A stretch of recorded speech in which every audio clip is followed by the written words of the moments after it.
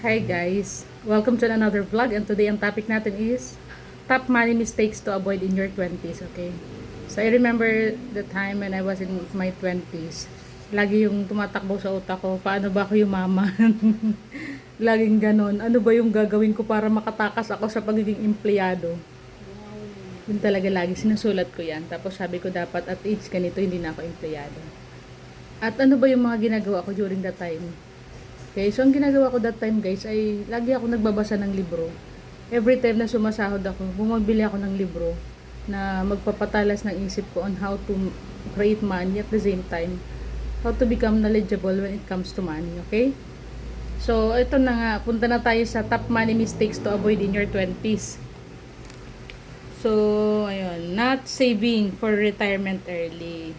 Okay, so dapat guys, in your age 20s, nag-save ka na for your retirement. Like what? You should have your SSS, Pag-ibig, membership, maging member ka na doon. Kaya yun mga government, guys, government funded institution para makapag-ipon ka para sa iyong future, okay? And then, if you want to save in the bank, there are different banks which are giving high interest. So, hanapin nyo na lang kung anong bank, okay? And then number 2 is accumulating high interest debts, okay? Relying in credit cards. Ayan, marami akong kakilala mga office mate ko that time. Sila, nag-purchase sila ng mga product. Let's say, Pearl, punta tayo sa mall. Nanuloko ako sa kanila kasi they're shopping like the rich. But they'll be using their credit card, okay? Well, me during that time, wala akong credit card. Ang ginagamit ko lang ay savings account. Sabi nila, buti ka pa may savings ka. Eh ako kasi wala naman akong gagawin sa buhay ko. Every time na magsahod ako, mag-save ako. Lalo nung dalaga pa ako, yun talaga yung goal ko. Pag magkatrabaho ako, mag-ipon ako. Kasi hindi naman ako inaasahan sa bahay. No one, I give naman from time to time. Pero hindi naman ako yung breadwinner. Yun yung kaswertehan ko. Hindi ako inaasahan sa bahay na magbigay. Kasi bunso di ba? So, kung ano lang yung gusto ko, and hindi naman naghihingi yung parents ko regularly ng mga kung ano lang, di ba? And then, ayan. Accumulating, yan, pag nag-utang kayo guys sa credit card, maging kayo guys, watch out nyo yun. Hindi pwedeng sobrang daming credit card ang meron kayo. Isa lang para ma-manage nyo, okay? Or pwede naman dalawa, basta watch out nyo lagi yung mga expenses nyo, and you have to pay it at the right time, okay? And then, falling to build an emergency fund. Ayan. Failing to build an emergency fund. Ayun na nga sinasabi natin. When we say emergency fund, it's your savings for 3 months. Halimbawa, ang sahod mo per month is, let's say, 20,000. So, dapat yung emergency fund mo is sa 60,000. Para just in case na mag-decide ka na, ayoko na magtrabaho, may backup ako. Gusto ko na maghanap ng ibang trabaho. Kasi, di ba, like for example, you're looking for a new job.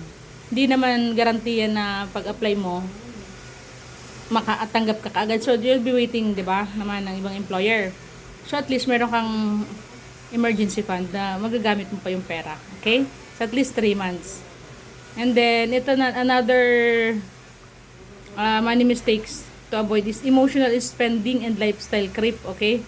Ano yung sinasabing emotional spending and lifestyle creep? Ayan, sabi dito, letting emotions or the desire to impress others dictate financial decision which drain resources and leads to poor financial habit. Okay?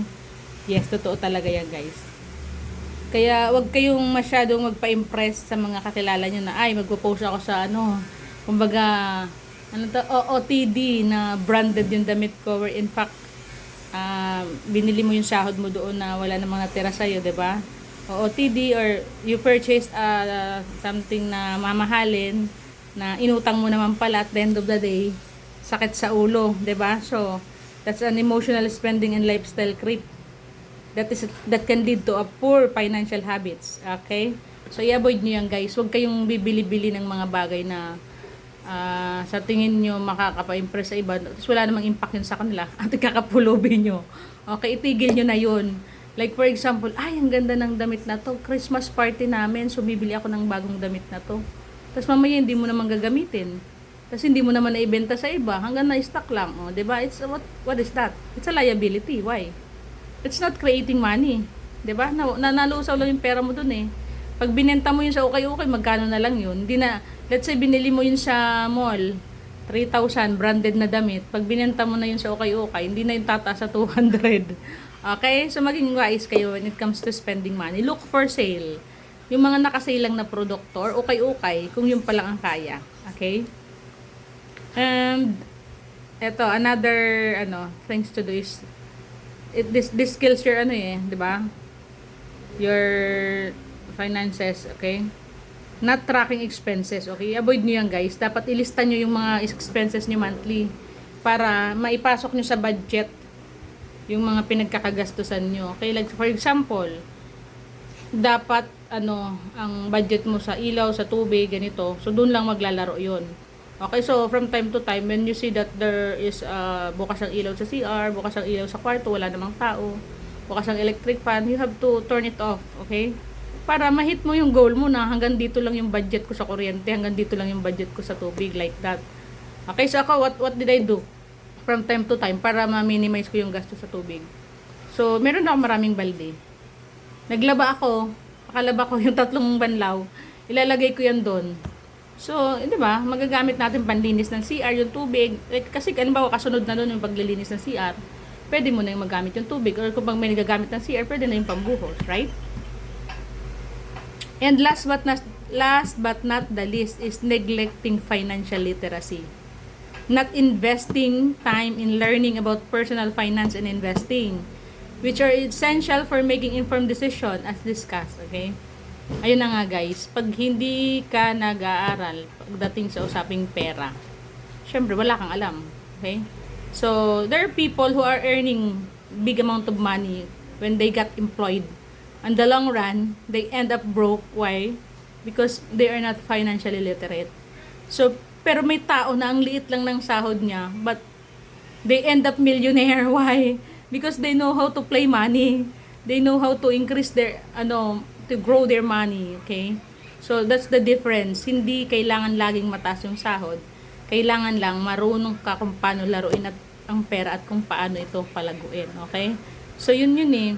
Hindi mo kailangan na sabihin, sumahod ako ng 100,000 per, kasi may mga tao na ganon. They're earning a big money, tapos, ang laki din ng gastos nila. At the end of the day, kulang pa. 'Di ba? Kasi nga, why? Minsan sobrang galante. Halimbawa, may mga outing, sa shoulder ko na 'yan. Masyadong pabilib, 'di ba? Ako na ang mag-shoulder niyan tapos wala eh. Or may mga tropa-tropa mga kainan. Ako na magagastos, ako na magbabayad, 'di ba?